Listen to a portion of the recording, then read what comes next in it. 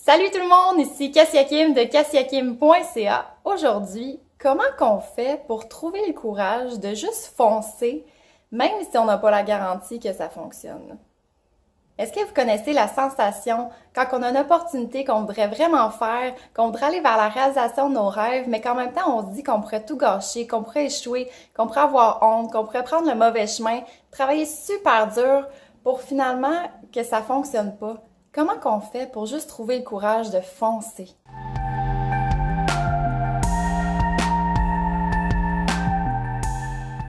J'ai deux questions super simples à vous poser à vous-même quand vous êtes dans cette situation-là, que vous voulez vraiment éclaircir vos idées puis avoir le courage de faire n'importe quoi. Question numéro 1. Quel serait le pire scénario si vous dites oui à cette opportunité-là? Mais là, l'idée, c'est pas juste d'y penser vaguement, là, c'est de l'écrire spécifiquement. Quel serait le pire scénario, la pire chose qui pourrait arriver en détail si vous dites oui à cette opportunité-là? Donc, les conséquences après avoir pris cette décision-là aussi par après, pas juste sur le moment, mais les conséquences par après aussi, ça inclut dans le pire scénario. Donc, exemple, moi, si je décide de faire une conférence devant 500 personnes, le pire scénario qui pourrait arriver, c'est que je gèle devant tout le monde, que je sache plus quoi dire, puis que je perde tous mes moyens. Donc ça serait pas mal le pire des scénarios. Puis les conséquences par après ça, ben ça pourrait m'enlever de la crédibilité, m'enlever mon professionnalisme de conférencière. Tu sais, on déboule tout ça, puis on fait vraiment le pire scénario. Question numéro 2. Souvent, notre réflexion s'arrête là. On se dit, mais ça serait quoi le pire scénario? Mon Dieu, mais s'il arrive ça, s'il arrive ça. Mais la question numéro 2 à se poser, c'est ça serait quoi le pire scénario si vous dites non à cette opportunité-là? Comment ça se déroulerait par la suite après avoir dit non à cette opportunité-là? Comment vous sentiriez par rapport à vous-même? Est-ce que vous seriez déçu, fâché contre vous-même? Et ça serait quoi les conséquences autour de vous si vous dites non à cette opportunité-là?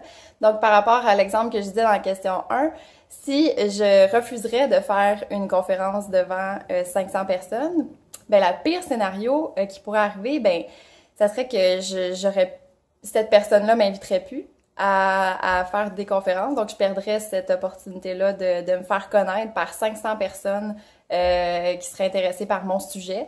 Donc, je perdrais 500 potentiels clients. Je perdrais l'opportunité de faire grandir mon entreprise juste par la peur de figer devant les personnes, de ne pas savoir quoi dire.